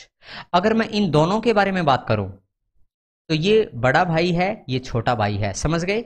इधर से इधर छोटे होते जाएंगे एलिमेंट, इधर से इधर क्या होते जाएंगे, छोटे। और इधर क्या है, बड़े। तो ये दोनों बातें ऐसे याद रखनी है कि ऐसे बड़े एलिमेंट हैं, ऐसे छोटे एलिमेंट हैं, ऐसे बड़े एलिमेंट हैं, ऐसे छोटे हैं। अब आपके सामने एक बात लिख रहा हूं, फिर कल बाहर आई। अगर कोई पूछ ले इनका आकार बताओ, इनका साइज बताओ, तो आप क्या कहोगे, साइज बताएं सर। तो आपको ये लाइन ऐसे याद आएगी कि हमने इसे ऐसे देखा था, फ्लोरीन छोटा, ये उससे बड़ा, ये उससे बड़ा, ये उससे बड़ा, सबसे बड़ा ये है, ये है। तो ये सही होगा, बाकी सब गलत हो जाएगा। तो चाहे मैं 1000 क्वेश्चन करा दूं, मैं घुमाता फिराता नहीं हूं, मैं डायरेक्ट बताता हूं। ऐसा क्वेश्चन आएगा तो ये अप्रोच है। तो इसका मतलब ऐसा क्वेश्चन मैं करवाता तो अब तक 1 2 3 4 5 6 क्वेश्चन करवा के मैं टाइम बर्बाद कर देता, लेकिन मेरा काम नहीं है। I am the simplest teacher of science.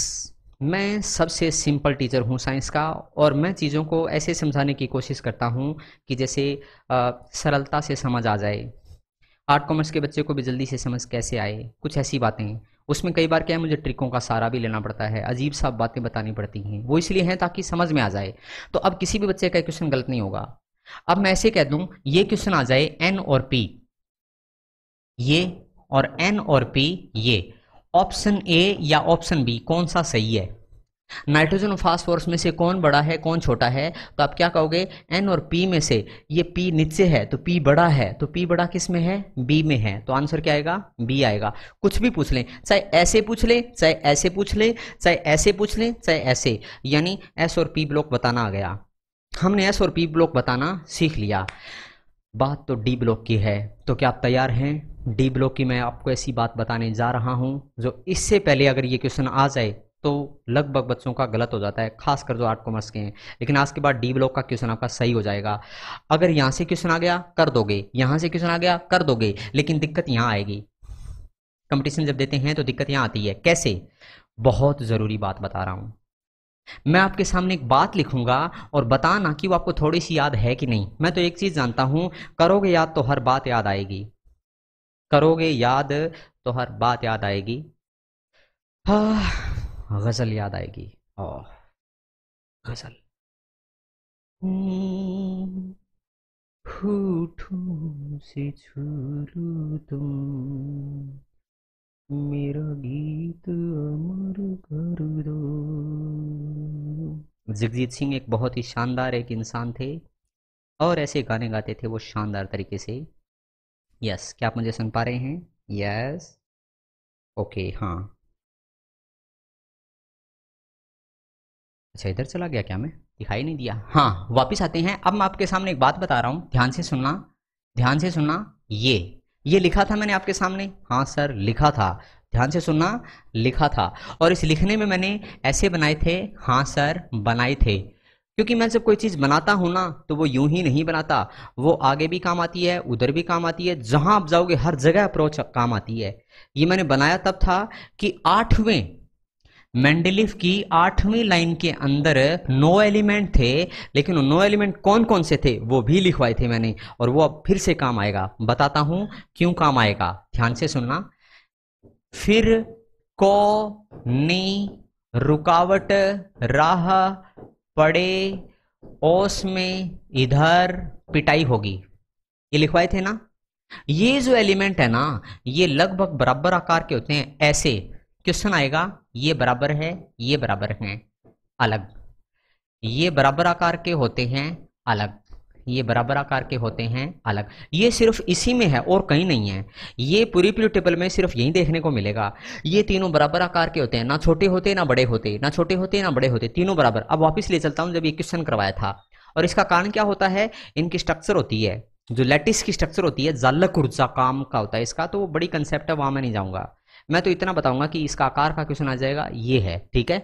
अब वापस लेके चलता हूं इस क्वेश्चन की तरफ, देखो कहाँ चला गया, हाँ। फिर कोनी, इसीलिए ये बराबर हैं, देखो इसीलिए बराबर हैं, इसलिए मैंने जानबूझ के बस एक ऑप्शन दिया। मैं 2 3 ऑप्शन भी दे सकता था, छोटा है, बड़ा है, ये है, वो है।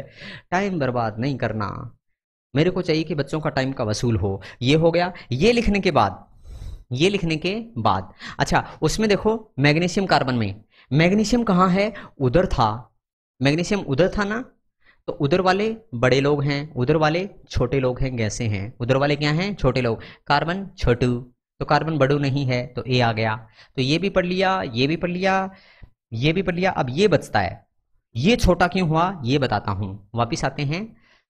हाँ, तो ये मामला निपट गया। तो बच्चा कहता है सर ये आपने क्यों बनाया, वो क्वेश्चन कराने के लिए, लेकिन सर ये है कहां। तो अब वापिस आओ, ये हमने पढ़ लिया, हाँ सर। इसका आकार पढ़ लिया, हाँ सर। अब ध्यान से देखना, ये रहा। फिर कोनी, रुकावट, राह पड़े, ओस में दर, ये बराबर आकार के होते हैं, ये ऐसे। और एक क्वेश्चन आता है 1 2 3 4 5 6 7 8 9 10 11 12, 8 9 10, 8 9 10। अब मैं आपको वापस ले चलता हूं, थोड़ा सा हैरान हो जाओगे। 8 9 10, एक क्वेश्चन आएगा, ध्यान से सुनना। ये है आधुनिक आवर्त सारणी, और एक हम बात करेंगे मेंडेलीव की आवर्त सारणी। मेंडेलीव की आवर्त सारणी में जो 8वां दे रखा था, मेंडेलीव की आवर्त सारणी में जो 8वां दे रखा था जिसमें 9 एलिमेंट हुआ करते थे, वो आधुनिक आवर्त सारणी में कहां है। वो 8वें, 9वें, 10वें ग्रुप में है। बताओ याद हुआ कि नहीं हुआ। डायरेक्ट मतलब ये जो दे रखा है ना, 8वीं लाइन में 9 तत्व हैं मेंडेलीव में, ये आधुनिक आवर्त सारणी में कहां होते हैं, ये 8वीं, 9वीं, 10वीं लाइन में होते हैं, जो कि हमने वहां खुद देखा है। ऐसा भी क्वेश्चन आता है कि जो चीज 8वीं लाइन में है पुराने टाइम में, वो आज के टाइम में कौन सी लाइन में है, 8वीं, 9वीं, 10वीं में। याद रहेगा कौन सी लाइन में है, 8वीं, 9वीं और 10वीं लाइन में है। तो ये भी हमने पार पा लिया। अब ये बचा इतना। अब इसका क्वेश्चन ध्यान से सुनना। यहां से यहां जाते हैं ना, यहां से यहां, तो मैं एक कप सा बना लूंगा। डी ब्लॉक में पहले घटता है, फिर बराबर रहता है, और उसके बाद बढ़ता है। पहले कम होगा, फिर उतना ही रहेगा, फिर बढ़ जाएगा। तो परमाणु आकार पहले कम होता जाएगा, ये परमाणु आकार बड़ा स्कैंडियम, फिर उसे छोटा आकार, फिर small small small, equal equal equal, large large, लेकिन इतना भी बड़ा आकार नहीं होगा। तो परमाणु क्या है, छोटे होते जाएंगे, फिर इक्वल रहेंगे, फिर बड़े होते जाएंगे। ये पैटर्न याद रखना है। और इसको कैसे याद रखोगे, सिर्फ ये। और इसे याद रखने का तरीका बता रहा हूं मैं, सिंपल सा याद रखोगे। परमाणु आकार पहले कम होता है, बड़े परमाणु, छोटे परमाणु, छोटे परमाणु, छोटे, फिर बराबर रहता है, FeCO वाले, फिर थोड़े आकार बढ़ते हैं। ये कौन है, कॉपर जिंक वाले। तो आप ऐसे याद रखो, परमाणु आकार पहले कम होता है, हिंदी वाले बच्चे ऐसे याद रखेंगे। फिर क्या है, इक्वल रहता है, जैसे FeCO वाले, आयरन, कोबाल्ट, निकल। फिर थोड़ा आकार बढ़ता है, इतना भी नहीं कि बढ़ के वापिस यहां जाए। देखो पहले कम हुआ, फिर थोड़ा बढ़, थोड़ा सा बढ़ा। तो ओवरऑल याद रखना है, परमाणु आकार पहले कम होता जाता है, फिर इक्वल सा रहता है, और फिर थोड़ा बढ़ जाता है, लेकिन पहले जितना भी नहीं बढ़ता। अगर जिसको ये बात याद हो गई, उसका हर क्वेश्चन सही हो जाएगा, उसका हर क्वेश्चन सही हो जाएगा। तो ये बात कर ली हमने आकार की, है ना। S block, P block, D block का आकार पूछते हैं, बाकी का आकार इतना नहीं पूछा जाता है। अब हम क्या करेंगे, आकार की बात तो हो गई। अब एक क्वेश्चन पूछा जाता है, निम्न में से कौन इलेक्ट्रोनेगेटिव है। ये एक ऐसा क्वेश्चन है जो आता ही आता है, उसके बारे में और पहले मैं आपके सामने क्वेश्चन लिखूंगा। अब वापिस आते हैं, वो क्वेश्चन तो थोड़ा देख ही लेते हैं जो मैं आपके सामने डिस्कस कर रहा था। हाँ देखो, स्कैंडियम शक्ति वक्र पहले कम होता है, हाँ जी कम होता है, फिर इक्वल होता है, हाँ जी होता है, उसके बाद आकार बढ़ता है। कहाँ बढ़ता है, देखो पहले आकार कम होता जाएगा ऐसे, फिर इक्वल रहेगा, फिर थोड़ा सा बढ़ जाएगा। बस ऐसा इसमें भी होगा, ऐसा इसमें भी होगा, इस लाइन में भी ऐसा ही होगा, पहले आकार कम होगा, फिर बराबर रहेगा, फिर ज्यादा हो जाएगा। ठीक है। अब एक क्वेश्चन आता है, विद्युत ऋणता का प्रश्न सुना होगा। अब एक क्वेश्चन आता है, विद्युत ऋणता का प्रश्न कैसे आता है। विद्युत ऋणता के बारे में, यानी इलेक्ट्रोनेगेटिविटी का क्वेश्चन आता है। किसका क्वेश्चन आता है, इलेक्ट्रोनेगेटिविटी, इलेक्ट्रोनेगेटिविटी का प्रश्न आता है, उसके बारे में बात करनी है। इलेक्ट्रोनेगेटिव मतलब नेगेटिव चार्ज, है ना। अब एक प्यारा सा क्वेश्चन है, एक परमाणु है छोटा सा और एक परमाणु है बड़ा सा। अब बड़े से परमाणु में इलेक्ट्रॉन भी तो ज्यादा है ना, ये रहे, और छोटे से परमाणु में इलेक्ट्रॉन ये रहे। और इनके बीच में दो इलेक्ट्रॉन हैं। मैं ये समझाना चाहता हूं कि विद्युत ऋणता क्या होती है, इलेक्ट्रोनेगेटिविटी क्या होती है, इसकी परिभाषा एग्जाम में आती है, और प्लस क्वेश्चन आते हैं कि किसकी विद्युत ऋणता ज्यादा है। तो पहले तो हमें विद्युत ऋणता समझनी पड़ेगी कि विद्युत ऋणता क्या है ना। तो ये छोटू है, ये मोटू है, और इनके बीच में इलेक्ट्रॉन है। ये कौन से इलेक्ट्रॉन है? बॉन्ड के इलेक्ट्रॉन, मतलब बॉन्डेड इलेक्ट्रॉन। बॉन्डेड इलेक्ट्रॉन का मतलब बंधित इलेक्ट्रॉन, इनको बांधने वाले, यानी इन पर इसका भी कब्जा है, इन पर इसका भी कब्जा है, शेयर कर रखे हैं। तो ये बंधित इलेक्ट्रॉन हैं। कौन से इलेक्ट्रॉन हैं? बंधन के इलेक्ट्रॉन, दोनों को जोड़े हुए हैं ऐसे आपस में, वो इलेक्ट्रॉन हैं। तो हमें याद रखने हैं कि ये छोटा परमाणु है, स्मॉल या स्मॉलर, और ये बड़ा परमाणु है, लार्जर। ये बड़ा परमाणु है, छोटा परमाणु है। इनको कौन खींचेगा, ये वाला या ये वाला? लेकिन बच्चा क्या है, कॉमन सेंस सोचता है बड़ा परमाणु है, इलेक्ट्रॉनों को वो खींचेगा। ना ना ना, हर पहलू को ध्यान में रखना है। हर पहलू को ध्यान में कैसे? अब इसको खींचने वाला कौन है? प्लस। इसको खींचने वाला कौन है? प्लस। यहां प्लस और माइनस के बीच में एक इलेक्ट्रॉन आ रहा है, यहां प्लस और माइनस के बीच में दो इलेक्ट्रॉन आ रहे हैं। तो ये दोनों इलेक्ट्रॉन इसे रिपल्स भी तो करेंगे ना। यहां ये एक इलेक्ट्रॉन इनको कहता है जाओ यहां से, लेकिन ये कहता है आ जाओ। यहां पर ये दो इलेक्ट्रॉन इन दोनों को कहते हैं जाओ यहां से, लेकिन ये क्या कहता है? आ जाओ। लेकिन ये कह नहीं पाता क्योंकि बीच में रोक करने वाले बहुत हैं, पड़ोसी। कोई अच्छा आदमी है, आया है, विरोध करने वाले कम थे, यहां विरोध करने वाले ज्यादा हैं, तो ये इलेक्ट्रॉन इधर कम जाएंगे, आकर्षण कम हो गया।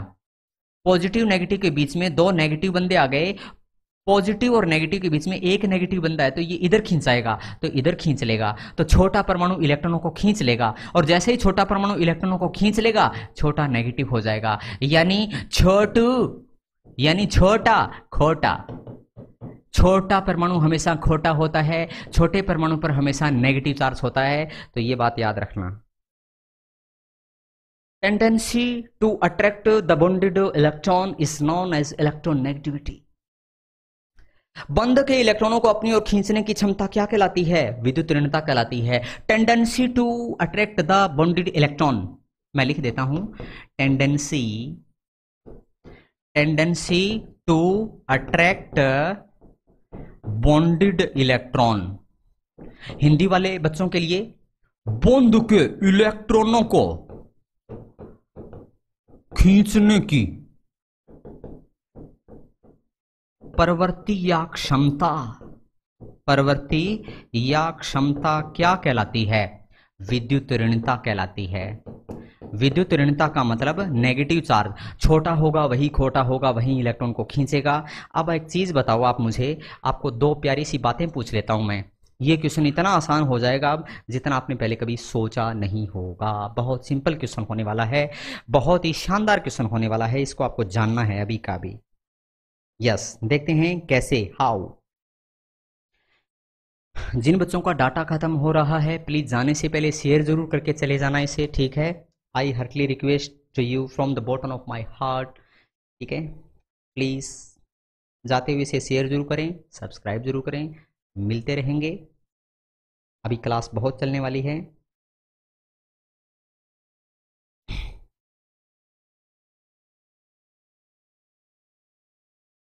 मुझे पता है आपका डाटा खत्म हो जाता है क्योंकि बहुत लिमिटेड आपको देखना होता है।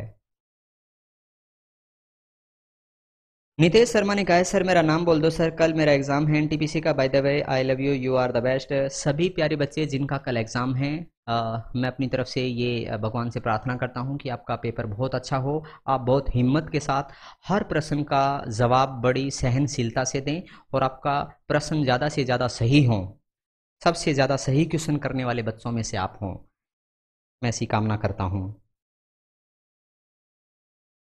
और मैं ऐसी कामना करता हूँ कि आपके अंदर हमेशा ऐसी पॉजिटिविटी बनी रहे कि आप हमेशा आगे बढ़ने के बारे में ही सोचें, असफलताओं के बारे में आपके दिमाग में कोई विचार ही नहीं आए। कौन आपसे ज़्यादा पढ़ रहा है, कौन आपसे कम पढ़ रहा है, आप ये सारी चीज़ों को भूल कर केवल दिन रात पढ़ें और सफलता प्राप्त करें। ऐसा मतलब मैं विश करता हूँ आपके लिए, क्योंकि ये सबसे ज़रूरी चीज़ है। कभी भी घबराइए मत। जिंदगी में चाहे आपके जीवन में दुख हो या सुख हो, पढ़ना मत छोड़ो। मैंने एक दिन पहले बताया था आपको, एक चीज़ बताता हूँ प्यारी सी। कई बार आपको सोशल मीडिया पर ऐसे मैसेज बताए जाते हैं कि भाई रिक्शा वाले का बेटा नौकरी लग गया या उसका बेटा नौकरी लग गया। नहीं, चाहे आपके माता पिता सरकारी नौकरी हैं, चाहे आपके माता पिता सरकारी नौकरी नहीं है, चाहे आप गरीब परिवार से हैं चाहे अमीर हैं, बच्चा बच्चा होता है, ना वो अमीर होता ना गरीब होता। पेपर पास होने की खुशी अमीर बच्चे को भी उतनी ही होती है जितनी गरीब बच्चे को होती है, और पेपर खराब होने का गम अमीर बच्चे को भी उतना होता है, गरीब को भी उतना, अगर उसने मेहनत बहुत की है तो, है ना। क्योंकि माँ बाप अमीर हैं तो इसका मतलब ये नहीं कि बेटा हमेशा अमीर रहेगा या बेटी हमेशा अमीर रहेगी। अगर वो खुद नौकरी लग गया है तो वो अपना जीवन स्टार्ट कर सकता है, क्योंकि माँ बाप का कमाया पैसा हमेशा नहीं चलता, वो एक दिन ख़त्म हो जाता है। बशर्ते हम काबिल बन जाएं तो उनका पैसा हमारे पालन पोषण तक होता है, उससे आगे नहीं होता, ये सच्चाई है, तो कितना ही कमाया हुआ हो। इसलिए हर बच्चा संघर्ष करता है कि मैं अपनी एक कामयाबी की कहानी लिखूं, और आओ सफलता की कहानी लिखें, पानी से पानी पर पानी लिखें। मैं अरुण चाहर, आपका शक्तिमान, आपके साथ हूँ इस दौड़ में। रुकना नहीं है, थकना नहीं है, सब्सक्राइब लाइक ज़रूर करें और हमेशा मेरे लेक्चर अटेंड करें। आपको इस जो जितना पढ़ा है उसकी पीडीएफ भी मिलेगी। कई बच्चे क्या हैं, तुरंत देख के चले जाते हैं, पीडीएफ डाउनलोड करो, उसमें से ये सारा दोबारा आपको रिवाइज करने में मदद मिलेगी, है ना। लिंक में सब दिया हुआ है, आप डाउनलोड कर लें, ठीक है, ऐप भी है। और बायोलॉजी का कोर्स मैं बार बार क्यों बता रहा हूँ, मान लो किसी बच्चे का पेपर 7 दिन बाद है और पूरी बायो पढ़ना चाहता है, तो मैंने बायो पहले से ही पेड बना के रखा हुआ है। पेड ज़्यादा महंगा नहीं है, 400-500 रुपये कहाँ महंगे होते हैं। जहाँ मैं दिन रात, मतलब मान लो जो बंदा 7 साल से कभी छुट्टी नहीं ली, ऐसा नहीं कि मैं ज़िंदगी में हमेशा पैसे के पीछे भागा हूँ, पैसन के पीछे, passion, teaching is my passion, लेकिन उसमें से अगर कुछ बच्चे इसे पढ़ लेंगे तो हमारी जो आजीविका का साधन यही है, सच्चाई तो यही है, कोई 15-20 हज़ार तो है नहीं, है ना। तो इसलिए ईवन का ऐप ज़रूर डाउनलोड करें और टेलीग्राम पे जाएं, आपको सारी सुविधाएं मिलेंगी वहाँ पे। और यहाँ पर मैथ, इंग्लिश, रीजनिंग और हर सब्जेक्ट के आने वाले टाइम में सारी चीज़ें मिलेंगी आपको। और ये एक ऐसा प्लेटफार्म है जहाँ पर टू द पॉइंट मिलेगा आपको हमेशा। टू द पॉइंट का मतलब है, इसीलिए मैंने, मतलब अच्छा लगा मुझे यहाँ, क्योंकि यहाँ पर सिर्फ और सिर्फ पढ़ाई की बातें होती हैं जो कि आपके जीवन में काम आएंगी, समय का सदुपयोग होता है, ठीक है। हाँ, यहाँ तक आ गए हैं विद्युतणता। अब मैं आपको ले चलता हूँ, छोटा परमाणु क्या होता है, नेगेटिव होता है, बड़ा परमाणु क्या होता है, वो पॉजिटिव होता है। अब आपको ले चलता हूँ वापिस। अब आप मेरे को एक बात बताना ऐसे, यहाँ मतलब इधर जाते हैं, छोटा परमाणु कौन है, तो आप इसकी बात मत करना, ये तो नोबल गैस से हैं, ये हैं फ्लोरीन वाली लाइन। फ्लोरीन क्या है, सबसे छोटा है। वैसे और भी छोटे परमाणु हैं, लेकिन इधर चले गए तो फ्लोरीन है। गैस पे तो ना पॉजिटिव होता ना नेगेटिव होता, तो इनकी बात तो हम करेंगे नहीं, यहां की बात करेंगे। फ्लोरीन क्या होता है, सबसे नेगेटिव होता है। आगे बात समझ में, क्यों होता है, इधर क्या है, सबसे छोटा। सर सबसे छोटा तो हाइड्रोजन है, हाइड्रोजन तो पॉजिटिव होता है भाई, उसकी तो हम बात ही नहीं कर रहे, वो तो उधर रह गया। तो सबसे छोटा इधर कौन है, यही है। और यहां पर देखो सबसे ऊपर है, तो सबसे छोटा फ्लोरीन है। अब आते हैं, सबसे बड़ा इधर है और उससे भी बड़ा इधर है। और फ्रांसियम तो रेडियो एक्टिव होता है, बचा कौन, सीजियम। मतलब इस कोने में बड़े परमाणु हैं, इस कोने में बड़े परमाणु हैं, ये तो हो नहीं सकता, तो ये है। सीजियम सबसे ज्यादा पॉजिटिव होता है और इधर छोटे और छोटे फ्लोरीन। तो अब एक खतरनाक क्वेश्चन बताने वाला हूं, सबसे ज्यादा पॉजिटिव कौन होता है, सीजियम। सबसे ज्यादा नेगेटिव कौन होता है, फ्लोरीन। और सबसे आयनिक यौगिक, मोस्ट आयनिक कंपाउंड कौन होता है, याद रहेगी ये बात, मोस्ट आयनिक कंपाउंड का नाम बताइए। सबसे ज्यादा आयनिक यौगिक कौन है, क्योंकि सबसे ज्यादा पॉजिटिव और नेगेटिव मिलके तो बनाते हैं, तो सबसे अधिक विद्युत धनी, खतरनाक क्वेश्चन बताने जा रहा हूं, ध्यान से सुनिएगा। सबसे अधिक विद्युत धनी कौन है, सबसे अधिक विद्युत धनी का मतलब most electro positive, most electropositive कौन है, सीजियम है। और इधर क्या लिखेंगे, मोस्ट इलेक्ट्रोनेगेटिव कौन है, मोस्ट इलेक्ट्रोनेगेटिव कौन है, फ्लोरीन है। तो सीजियम भी है, फ्लोरीन भी है, प्लस माइनस हो गया। और सबसे ज्यादा आयनिक हो गया, क्योंकि प्लस और माइनस मिलके आयनिक बनाते हैं, तो ये अलग ही क्वेश्चन हो गया।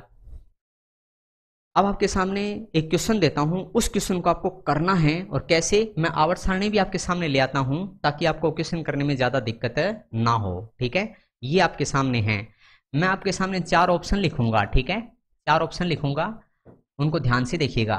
मैं लिखूंगा सोडियम, फिर मैं लिखूंगा पोटेशियम, फिर मैं लिखूंगा सीजियम, और फिर मैं लिखूंगा लिथियम।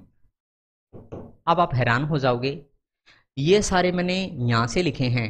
मैं आपको ये कहूंगा इनमें सबसे ज़्यादा ईएन किसकी है, इलेक्ट्रोनेगेटिविटी किसकी है, इलेक्ट्रॉनों को सबसे ज़्यादा कौन खींचेगा, नेगेटिव सबसे ज़्यादा कौन होगा, जो छोटा होगा वही इलेक्ट्रॉनों को खींचेगा, जो छोटा होगा वही तो इलेक्ट्रॉनों को खींचेगा ना। हाँ सर, इलेक्ट्रॉनों को वही खींचेगा, जो छोटा होगा इलेक्ट्रॉनों को वही खींचेगा। तो बताओ छोटा कौन, इनमें छोटा कौन? सर छोटा तो ये है हाइड्रोजन, ऑप्शन में वो तो है नहीं ना।